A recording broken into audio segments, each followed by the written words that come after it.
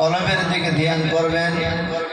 পুরুষ হোক নারী হোক, বাম পাশের বাম স্তনের 2 আঙ্গুল নিচে লতিফায়ে কলব।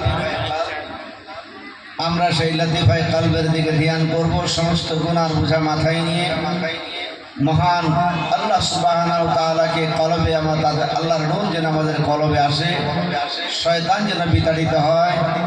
এই মহব্বতে আমরা একটু জিকির করে লা